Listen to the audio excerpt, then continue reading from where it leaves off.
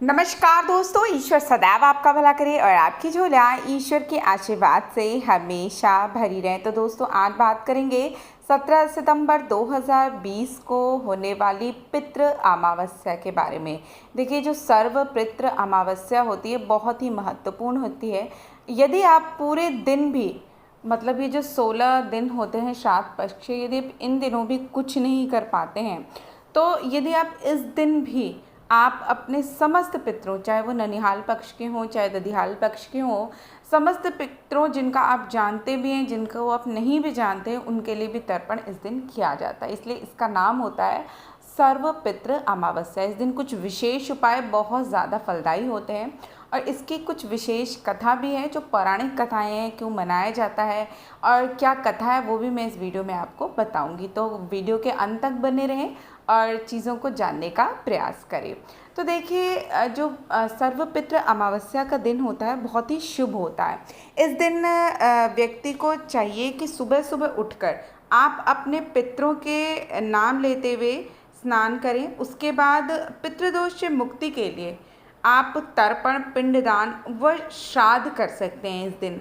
तो इस दिन माना जाता है कि यदि आप अपने पितरों के निमित्त जो भी दान करते हैं उससे उनको मुक्ति मिलती है। और जाने अनजाने बहुत सारे ऐसे पितृ जिनके बारे में हम नहीं जानते और उनके कर्मों की गूंज। देखिए, पितृ अमावस्या क्या बताती है, जो हमारे पितृ होते हैं, जो हम कार्य करते हैं, मतलब हम जो इस समय कार्य कर रहे हैं, यदि हम बुरा कर्म कर रहे हैं तो इसकी जो परिणाम है सिर्फ हमें नहीं वरन हमारी आगे आने वाली पीढ़ी तक को भोगना पड़ता है और कम से कम 3 पीढ़ियों तक इसका प्रभाव पड़ता है। तो जाने अनजाने बहुत सारे कर्म हमारे द्वारा और हमारे पितरों द्वारा भी होते हैं। तो उन दोषों से मुक्ति के लिए दिन जो होता है बहुत महत्वपूर्ण होता है। और मैं तो ये कहूँगी, हर अमावस्या के दिन यदि आप दूध और शक्कर व चावल या इसकी बनी हुई खीर का दान करते हैं, ब्राह्मणों को कुछ खिलाते हैं, उसके अलावा इस दिन आप पीपल के पेड़ लगाते हैं या केले के पेड़ लगाते हैं मंदिर में, अचूक लाभ मिलता है। ये ऐसे उपाय हैं जो आपकी ज़िंदगी को समृद्धि से भर देते हैं।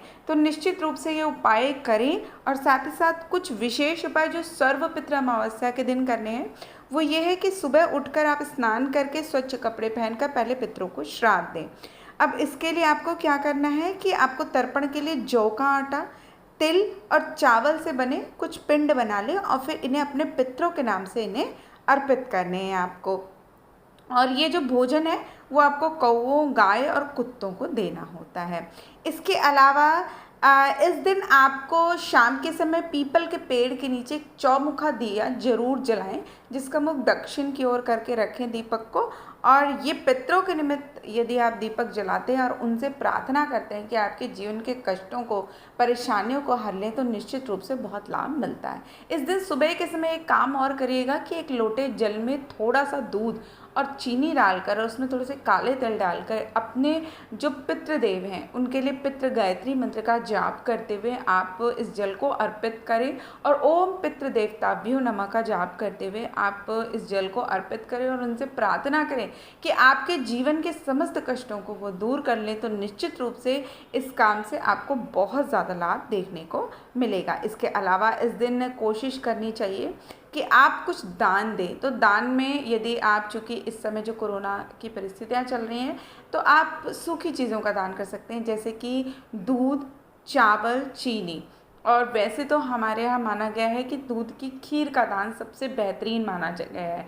मंदिर के अलावा जो भूखे लोग होते हैं, गरीब लोग होते हैं, उनको, कुत्तों को, कौवों को, गाय को इस खीर का जो आप दान करते हैं ना, इसका अत्यधिक महत्व बताया गया है। इसके अलावा इस दिन आप किसी ब्राह्मण को थोड़ी सी चांदी का दान भी करते हैं। देखिए, चांदी जो होती है वो पितरों की आत्मा को उसके दान से शांति मिलती है और संतानों को सुखी जीवन का आशीर्वाद मिलता है। चांदी बहुत महत्वपूर्ण होती है। ज़्यादातर जो उपाय होते हैं वो चांदी से इसलिए रिलेटेड होते हैं क्योंकि देखिए, चांदी जो होती है, जो मून होता है वो मून को बताती है और मून जो होता है वो थॉट प्रोसेस को बताता है।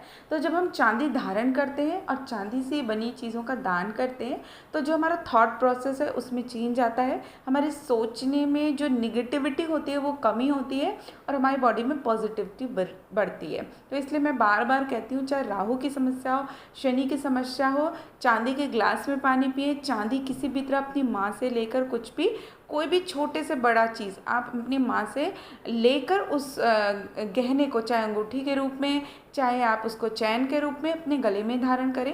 इस दिन आप अपनी माता से एक चांदी का छोटा सा चौकोर टुकड़ा और थोड़े से चावल लेकर अपने पास रखें। यह आपके लिए बहुत ही सौभाग्यशाली सिद्ध होगा और इसे हमेशा अपने पास रखें। तो ये जो छोटे छोटे उपाय हैं, ये भले छोटे हैं लेकिन बहुत ज़्यादा फायदेमंद होते हैं। इसके अलावा इस दिन यदि आप अपने घर की छत पर भी चौमुखा दिया रात के समय जलाते हैं दक्षिण दिशा की ओर, तो बहुत ज़्यादा लाभ मिलता है। खासकर धन समृद्धि के रास्ते जो हैं वो खुल जाते हैं।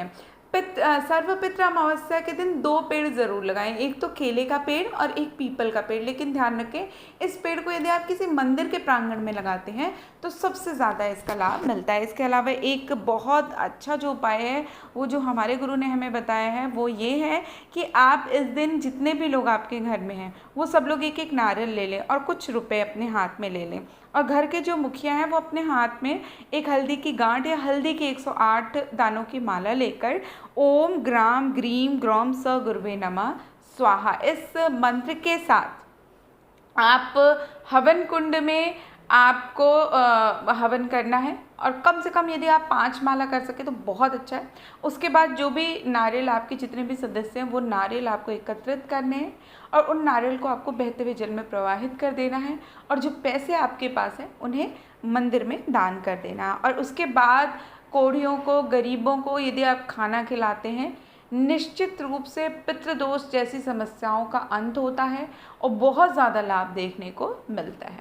तो अब बात करेंगे सर्वपित्र अमावस्या पे पढ़ी जाने वाली विशेष कथा के बारे में। देखिए, ये जो कथा है बड़ी पौराणिक कथा है और ये एक कथा नहीं है, 2 कथाएं हैं जिसके बारे में मैं आपको बताऊंगी।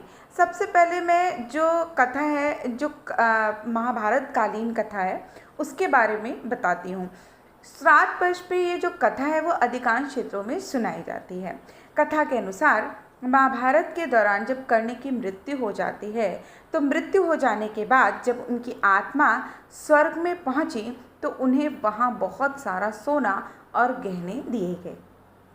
कर्ण की आत्मा को कुछ समझ नहीं आया कि वह तो आहार चाहिए उन्हें, लेकिन उन्हें प्लेट में सिर्फ सोने, चांदी, हीरे जवाहरात दिए। तब उन्होंने देवताओं के राजा इंद्र से पूछा कि उन्हें भोजन की जगह सोना क्यों दिया गया।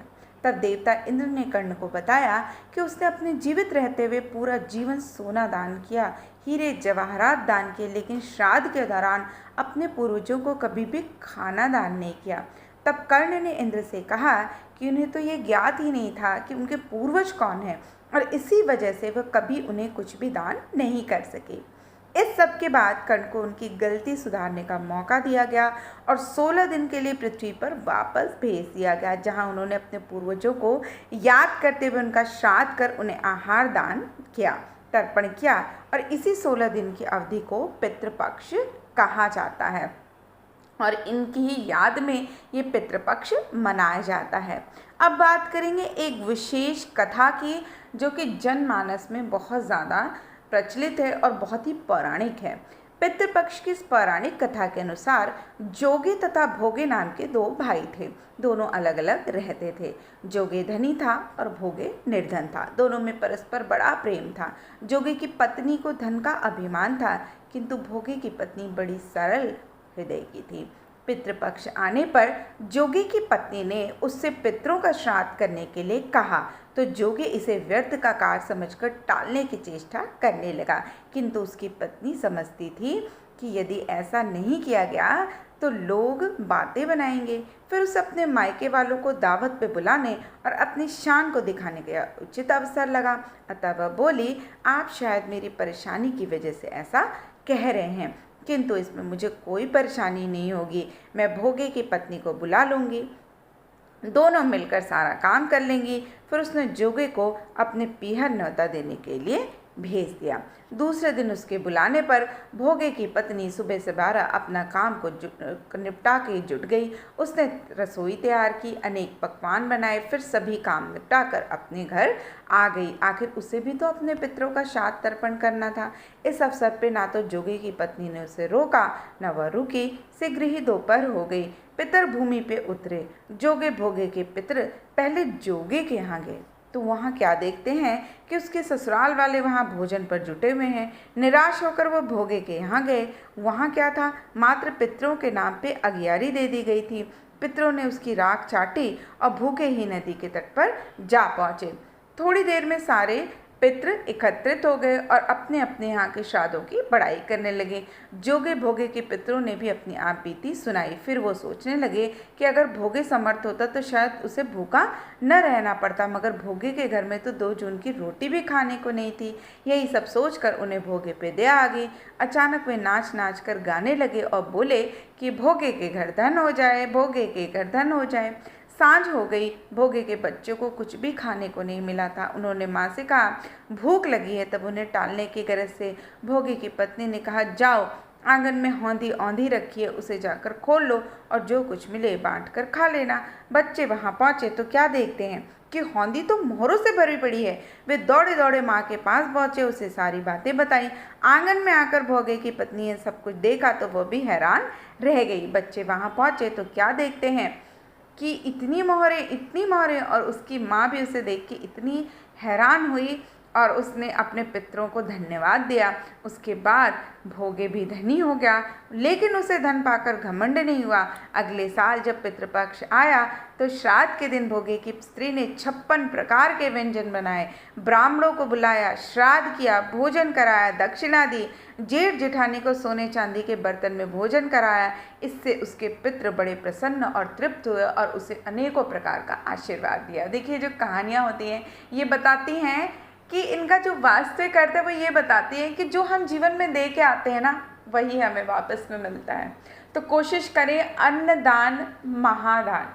अगर आप इन 16 दिनों में भी 2 दिनों में भी कुछ विशेष जो दिन होते हैं, और अगर आप विशेष दिन में नहीं, इन 16 दिन में भी आप कुछ गरीबों को खाना खिलाते हैं, कुछ ब्राह्मणों को दान करते हैं, कुछ अच्छा काम करते हैं, कुछ पेड़ लगाते हैं, प्रकृति के लिए कुछ नया करते हैं, तो निश्चित रूप से जो पितृपक्ष की अमावस्या है, ये केवल अमावस्या ही नहीं है, पितृपक्ष के 16 दिन जो आप बहुत विशेष दान धर्म करते हैं, आपको अनेकों रूप में पितरों के ही नहीं, इस प्रकृति का, समस्त मानवता का आशीर्वाद आपको मिलता है। तो आप इन चीज़ों को सिर्फ इस तरह से ना देखें कि ये सिर्फ हमारे एक धर्म कर्म है। ये जितनी भी चीज़ें हैं ये हमें जीवन में उन्नति के लिए, उत्थान के लिए बताती है कि मानव का उत्थान कैसे हो सकता है। और मानव का उत्थान तभी हो सकता है जब हम सिर्फ अपने के लिए ना सोचकर, अपने से बढ़कर, जो हमारे पास भोगने को है हमने उसे भोग लिया, और भोगने के बाद जो बच गया उसको कुछ दान जरूर करना चाहिए। जब आप इस तरह की मनोवृत्ति के साथ काम करते हैं तो निश्चित रूप से आपको प्रकृति का, मानवता का वरदान मिलता है, और धन दान की कभी भी कमी ऐसे व्यक्ति के घर नहीं रहती है। तो दोस्तों, आशा करती हूँ आपको हमारी आज की दी हुई जानकारी पसंद आई होगी। ऐसी ही रोचक जानकारी के लिए कृपया आप हमारे चैनल को लाइक, सब्सक्राइब और शेयर अवश्य करें। तब तक के लिए दोस्तों, नमस्कार।